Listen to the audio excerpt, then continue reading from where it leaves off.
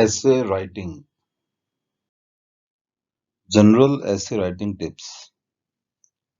Despite the fact that, as Shakespeare said, the pen is mightier than the sword, the pen itself is not enough to make an effective writer. In fact, though we may all like to think of ourselves as the next Shakespeare, inspiration alone is not the key to effective essay writing. You see, the conventions of English essays are more formulaic than you might think, and in many ways, it can be as simple as counting to five. The five paragraph essay. Though more advanced academic papers are a category all their own, the basic high school or college essay has the following standardized five paragraph structure. Paragraph 1 Introduction, paragraph 2, 3 and 4 Body 1, Body 2, Body 3, and paragraph 5 is Conclusion. Types of essays. The type of essay will depend on what the writer wants to convey to his reader. There are broadly four types of essays. Let us see. Narrative essays. This is when the writer is narrating an incident or a story through the essay. So these are in the first person. The aim when writing narrative essays is to involve the reader in them as if they were right there when it was happening. So make them as vivid and real as possible. One way to make this possible is to follow the principle of show, don't tell. So you must involve the reader in the story. Descriptive essays. Here the writer will describe a place, an object, an event, or maybe even a memory. But it is not just plainly describing things. The writer must paint a picture through his words. One clever way to do that is to evoke the senses of the reader. Do not rely on sight, but also involve the other senses of smell, touch, sound, etc. A descriptive essay, when done well, will make the reader feel the emotions the writer was feeling at the moment. Expository essays. In such an essay, a writer presents a balanced study of a topic. To write such an essay, the writer must have real and extensive knowledge about the subject. There is no scope for the writer's feelings or emotions in an expository essay. It is completely based on facts, statistics, examples, etc. There are subtypes here like contrast essays, cause and effect essays, etc. Persuasive essays. Here the purpose of the essay is to get the reader to your side of the argument.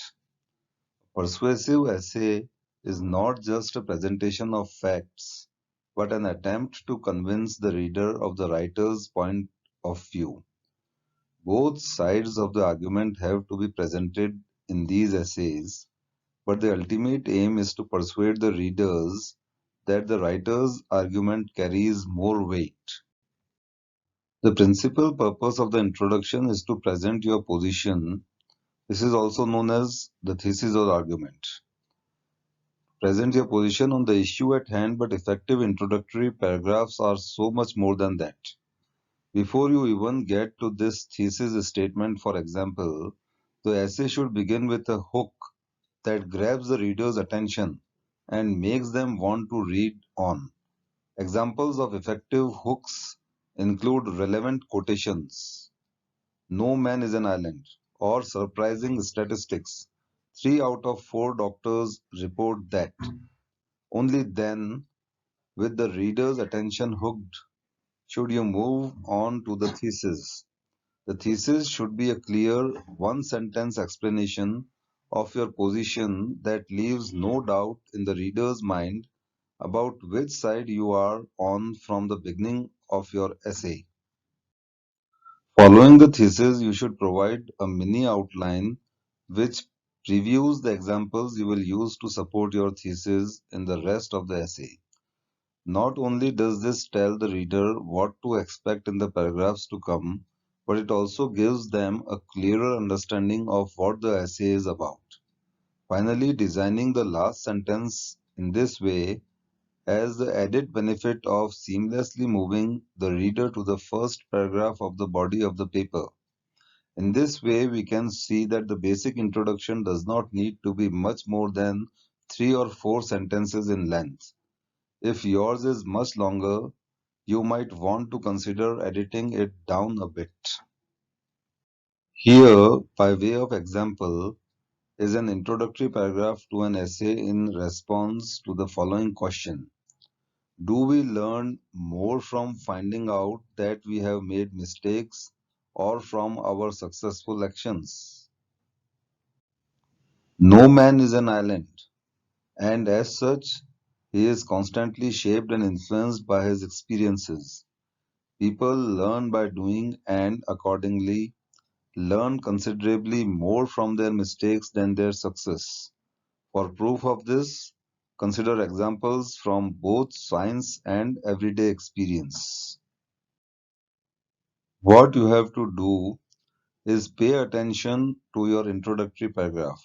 Because this is the first paragraph of your essay, it is your opportunity to give the reader the best first impression possible. The introductory paragraph not only gives the reader an idea of what you will talk about, but also shows them how you will talk about it.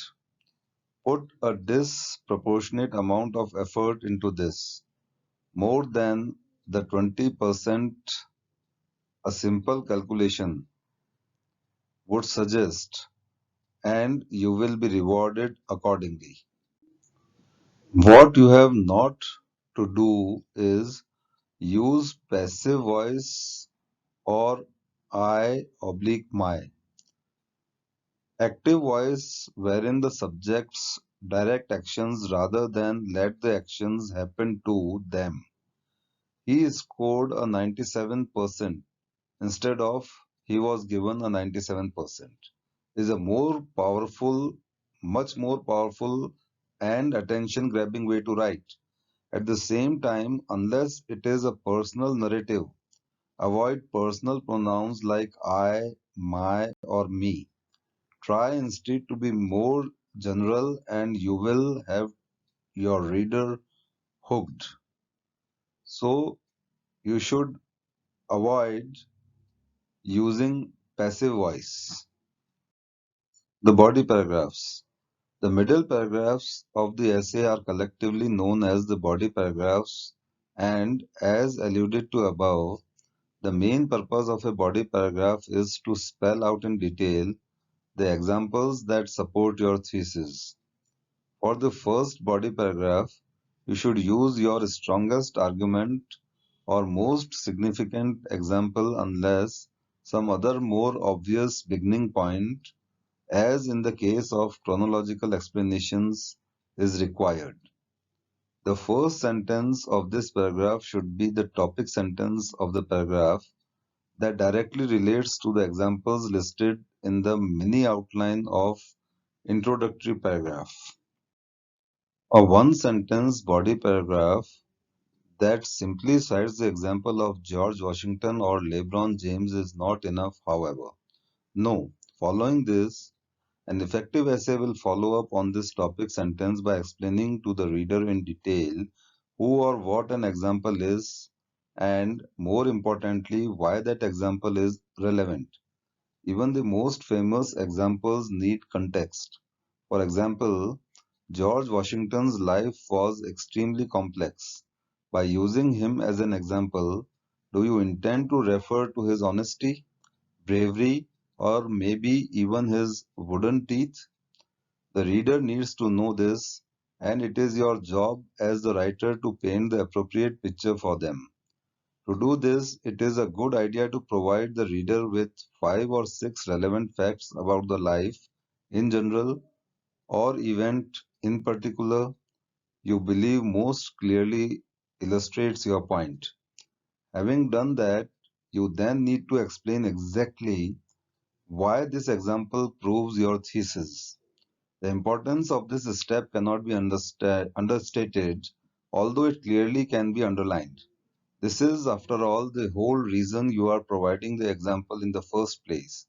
Seal the deal by directly stating why this example is relevant.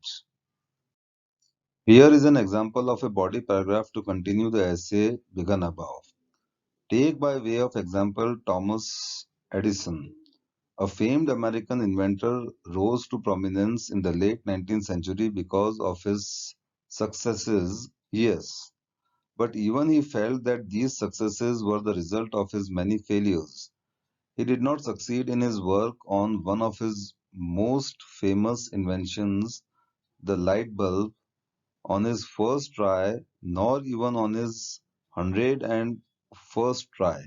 In fact, it took him more than 1,000 attempts to make the first incandescent bulb, but along the way, he learned quite a deal. As he himself said, I did not fail 1,000 times, but instead succeeded in finding 1,000 ways it would not work. Thus, Edison demonstrated both in thought and action how instructive mistakes can be. What is to be done is try things together. The first sentence, the topic sentence of your body paragraphs, needs to have a lot individual pieces to be truly effective. Not only should it open with a transition that signals the change from one idea to the next, but also it should ideally also have a common thread which ties all of the body paragraphs together. For example, if you used first in the first body paragraph, then you should use secondly in the second, or on the one hand and on the other hand accordingly. What has not to be done is to be too general. Examples should be relevant to the thesis, and so should the explanatory details you provide for them. It can be hard to summarize the full richness of a given example in just a few lines, so make them count. If you are trying to explain why George Washington is a great example of a strong leader, for instance, his childhood adventure with the cherry tree, though interesting in another essay, should probably be skipped over. A word on transitions. You may have noticed that though the above paragraph aligns pretty closely with the provided outline, there is one large exception: the first few words. These words are the example of a transitional phrase. Others include furthermore, moreover, but also by contrast, and on the other hand, and are the hallmark of good writing. Transitional phrases are useful for showing the reader where one section ends and another begins. It may be helpful to see them as the written equivalent of the kinds of spoken cues used in formal speeches that signal the end of one set of ideas and the beginning of another. In essence, they lead the reader from one section of the paragraph to another. To further illustrate this, consider the second body paragraph of our example essay. In a similar way, we are all like Edison in our own way. Whenever we learn a new skill, be it riding a bike, driving a car, or cooking a cake, we learn from our mistakes. Few, if any, are ready to go from training wheels to a marathon in a single day, but these early experiences, these so-called mistakes, can help us improve our performance over time. You cannot make a cake without breaking a few eggs, and likewise, we learn by doing and doing inevitably means making mistakes. Hopefully, this example not only provides another example of an effective body paragraph, but also illustrates how transitional phrases can be used to distinguish between them. The conclusion. Although the conclusion paragraph comes at the end of your essay, it should not be seen as an afterthought. As the final paragraph, it represents your last chance to make your case and as such should follow an extremely rigid format. One way to think of the conclusion is paradoxically as a second introduction because it does in fact contain many of the same features. While it does not need to be too long, four well-crafted sentences should be enough. It can make or break an essay. Effective conclusions open with a concluding transition, in conclusion, in the end, etc., and an allusion to the hook used in the introductory paragraph. After that, you should immediately provide a restatement of your thesis statement. This should be the fourth or fifth time you have repeated your thesis. So while you should use a variety of word choice in the body paragraphs, it is an acceptable idea to use some but not all of the original language you used in the introduction. This echoing effect not only reinforces your argument but also ties it nicely to the second key element of the conclusion. A brief review of the three main points from the body of the paper. Two or three words is enough. Having done all of that, the final element and final sentence in your essay should be a global statement or call to action that gives the reader signals that the discussion has come to an end. In the end, then, one thing is clear. Mistakes do far more to help us learn and improve than successes.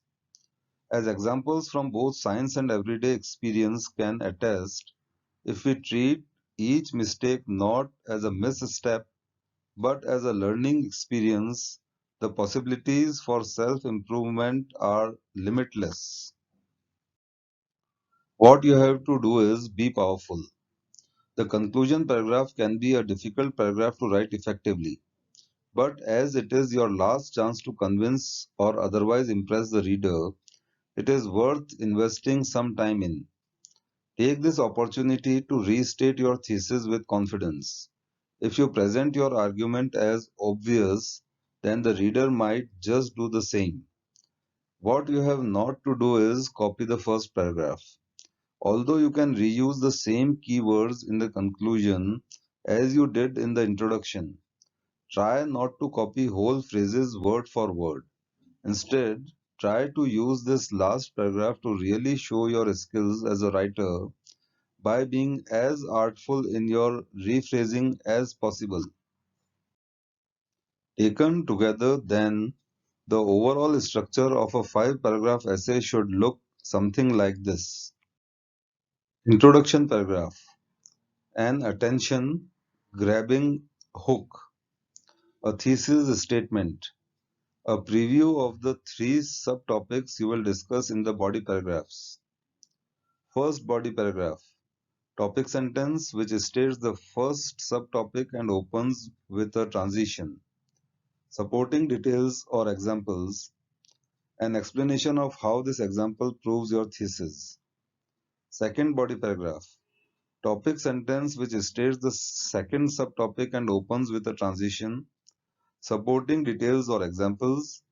An explanation of how this example proves your thesis. Third body paragraph. Topic sentence which states the third subtopic and opens with a transition. Supporting details or examples. An explanation of how this example proves your thesis. Concluding paragraph. Concluding transition, reverse hook and restatement of thesis, rephrasing main topic and subtopics, global statement or call to action. Here are a few more tips to make your essay shine. Planning pays. Although it may seem like a waste of time, especially during exams where time is tight, It is almost always better to brainstorm a bit before beginning your essay. This should enable you to find the best supporting ideas rather than simply the first ones that come to mind and position them in your essay accordingly. Your best supporting idea, the one that most strongly makes your case and simultaneously about which you have the most knowledge, should go first. Even the best written essays can fail because of ineffectively placed arguments. Aim for variety. Sentences and vocabulary of varying complexity are one of the hallmarks of effective writing. When you are writing, try to avoid using the same words and phrases over and over again. You don't have to be a walking thesaurus, but a little variance can make the same idea sparkle. If you are asked about money, you could try wealth or riches. At the same time, avoid beginning sentences the dull pattern of subject plus verb plus direct object. Although examples of this are harder to give, consider our writing throughout this article as one big example of sentence structure variety. Practice. In the end, though, remember that good writing does not happen by accident. Although we have endeavored to explain everything that goes into effective essay writing in as clear and concise way as possible, it is much easier in theory than it is in practice. As a result, we recommend that you practice writing sample essays on various topics. Even if they are not masterpieces at first, a bit of regular practice will soon change that and make you better prepared when it comes to the real thing. Tips for essay writing. Give your essays an interesting and appropriate title. It will help draw the attention of the reader and pique their curiosity. Keep it between 300 to 500 words. This is the ideal length. You can take creative license to increase or decrease it. Keep your language simple and crisp. Unnecessary, complicated, and difficult words break the flow of the sentence. Do not make grammatical mistakes. Use correct punctuation and spellings. If this is not done, it will distract the reader from the content. Before beginning the essay, organize your thought and plot a rough draft. This way, you can ensure the story will flow and not be an unorganized mess.